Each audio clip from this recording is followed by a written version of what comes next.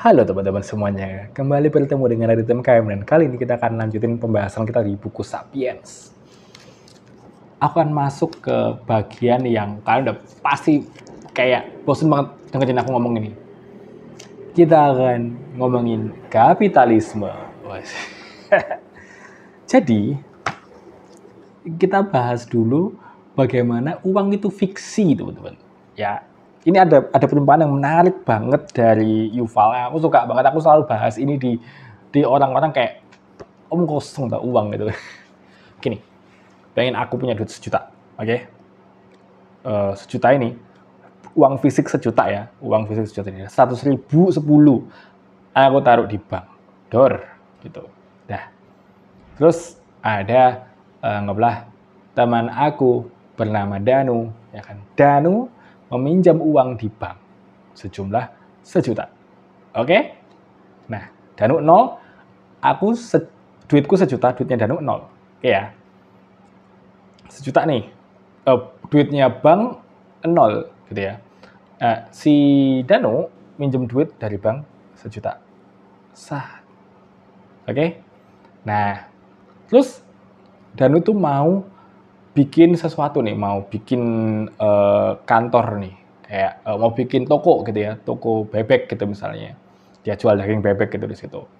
Nah, dia beli apa segala macam pakai 1 juta tadi, beli barangnya dari aku. Jadi Danu ngasih duit 1 juta itu ke aku. Lalu aku ngasih duitnya ke bank. Dar. Aku punya 2 juta, Danu utang 1 juta ke bank. Oke ya. Nah, terus Danu merasa kurang nih. Kayaknya aku perlu renov lagi deh. Yaudah, Danu minjem lagi 1 juta. Set. 1 juta ini dipakai sama Danu beli barangnya dari aku. Jedar. Nah, duit 1 juta di aku lagi nih. Danu beres-beres saat duit 1 juta ini aku tabung lagi di bank. Jedar. Duitku 3 juta. Danu utang 2 juta ke bank. Dan itu harus balikin ke bank nanti dengan interestnya. Dan interestnya ini yang jadi profitnya bank. Kurang lebih gitu. Ini gambaran kasarnya saja. Ya. Anggaplah suatu hari entah dari mana nih, Danu dapat duit balik ya. Balikin ke bank 2,5 juta plus interest. Set. Gitu. Nah, teman-teman. Oh, jangan dibalikin dulu deh. Jangan dibalikin dulu. Lupakan dibalikin tadi ya. Terus kita lihat nih dari tadi, duitku 3 juta, padahal duit fisik aslinya itu cuma 1 juta muter-muter. Artinya kan kita kayak menciptakan mengada-ada aja nih.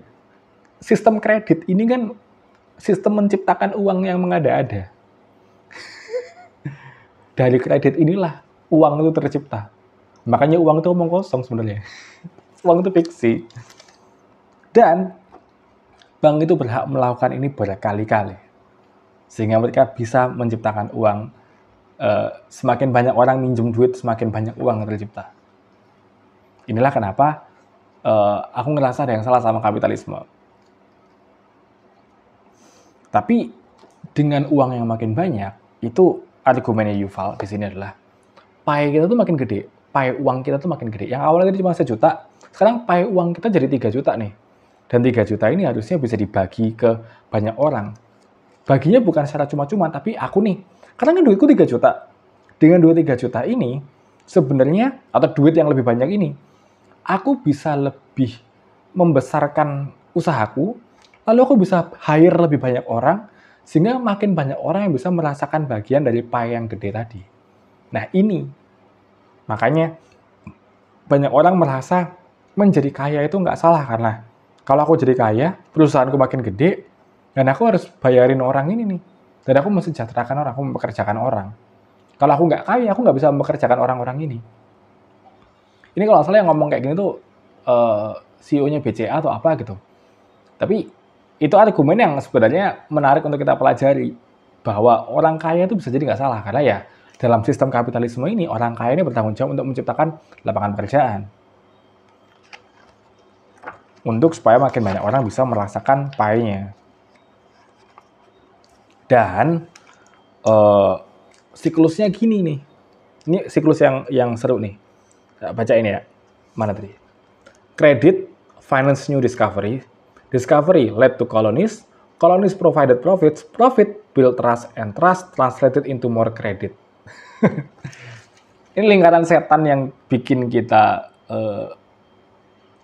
membesarkan kapital-kapital tadi.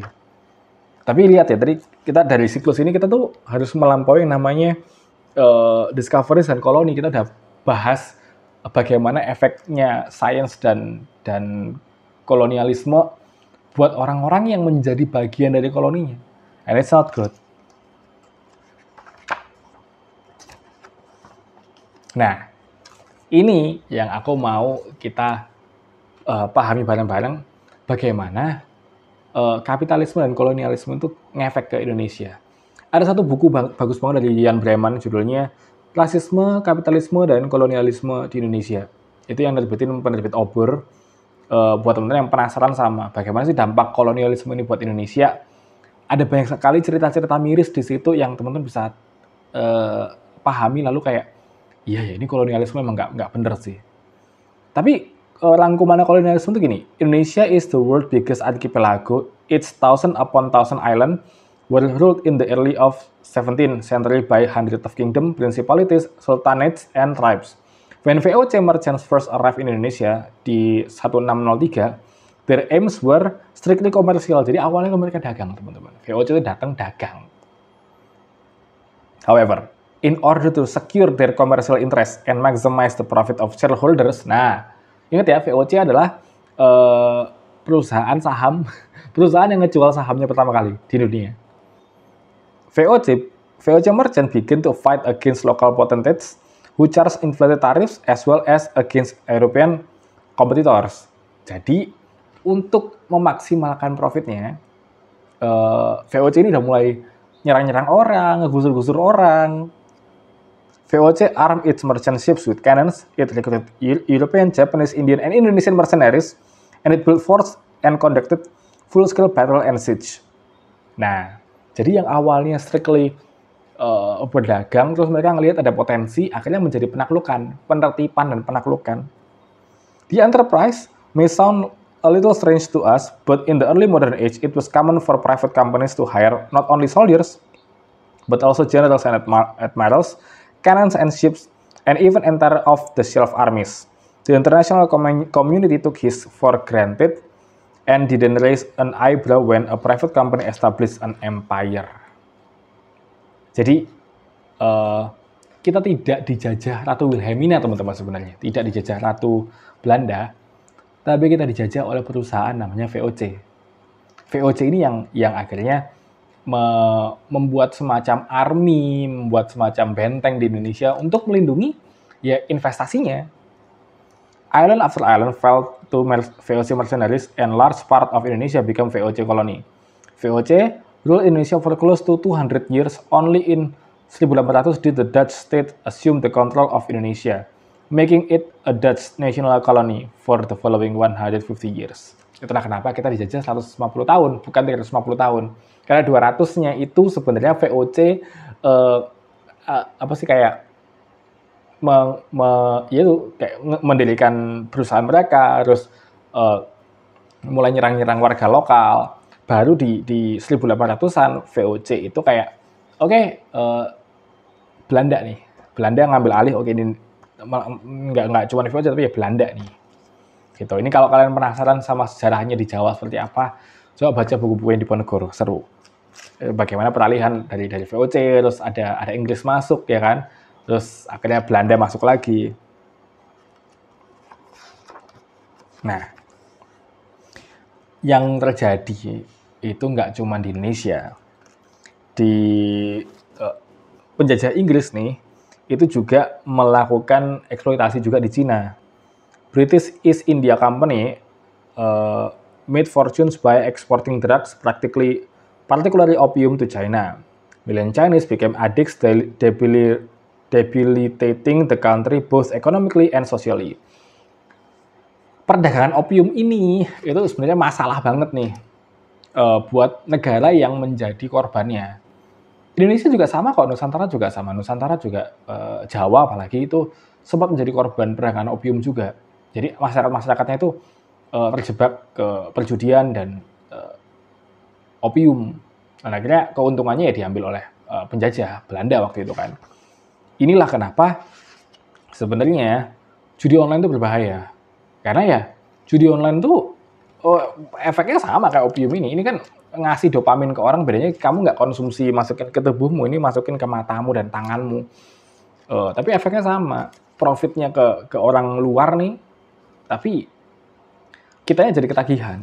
Itulah kenapa harusnya sekarang nih opium war kita adalah perang terhadap judi online ini. Nah, terus ini ada highlight yang bagus banget. An oil-rich country cursed with a despotic government, endemic warfare, and a corrupt judicial system will usually receive a low credit rating. As a result, it is likely to remain relatively poor since it will not be able to raise the necessary capital to make the most of its oil bounty. Nah, sebaliknya, a country devoid of natural resources but which enjoy peace, a fair judicial system, and free government is likely to receive high credit rating. As such, it may be able to raise enough cheap capital to support a good education system and foster a flourishing high-tech industry. Kalian tahu kan kenapa Indonesia itu kaya, kita bangsa yang besar, tetapi tidak bisa kemana-mana? Ya, karena pemerintah kita korup. Ini korupsi tuh dampaknya kemana-mana, guys. Nah, kita balik lagi ke masalah kue tadi. Jadi, kapitalisme itu kan bergantung sama seberapa besar kuenya. Tapi, yang terjadi sekarang adalah kue itu gede nih. Tapi kita kebagiannya cuma kecil-kecil nih. Ada porsi yang besar banget, ketimpangan sosial ini diambil sama sebagian kecil orang. The economic pie of 2014 is far larger than pie of 1.500, but it is distributed so unevenly that many African peasants and Indonesian laborers return home after a hard day's work with less food than the ancestor 500 years ago. Jadi kita ini udah kerja keras nih ya, tapi apa yang kita hasilkan tuh kayaknya mending zaman pengumpul dulu deh. Kayaknya makanannya lebih bergizi mereka dulu. Karena kapitalisme tadi nggak balance, nggak ada ketimpangan sosial yang kita tuh harus address.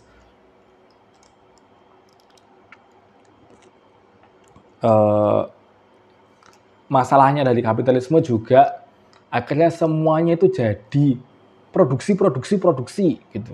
Kita etika itu udah mulai nggak dipikir. Kayak misalnya ini menarik nih. Ini ada foto yang menarik sekali. Jadi ini kan ada ayam nih di sini, ayam kecil gitu. Terus di sini tuh ada kayak insenerator gitu, kayak pemusnahnya gitu. Jadi kayak kalau ada ayam yang kayaknya cacat atau apa langsung dibuang ke sini terus dibunuh gitu. Nah, jadi kalau ada yang imperfect langsung dibunuh. Ethical, I don't know. Itu yang terjadi sama kapitalisme. Kapitalisme tuh bikin kita produksi semuanya dinilai pakai uang. Ini bisa dijual nggak ya? Akhirnya yang terjadi adalah they produce a mind-boggling array of previously unimaginable goods such as light bulbs, mobile phones, camera, and dishwasher. Nah, for the first time in human history, supply begin to outstrip demand. Kita produksi banyak sekali dan kita tuh sebenarnya nggak kekurangan apapun. Pertanyaannya, and an entirely new problem was born. Who is going to buy all this stuff?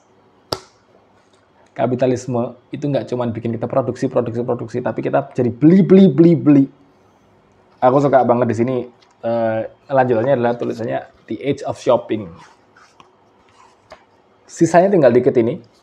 Aku akan jadikan kayak epilognya Sapiens sekaligus prolognya buat Homo Deus. Jadi teman-teman nantikan episode berikutnya. Sampai ketemu.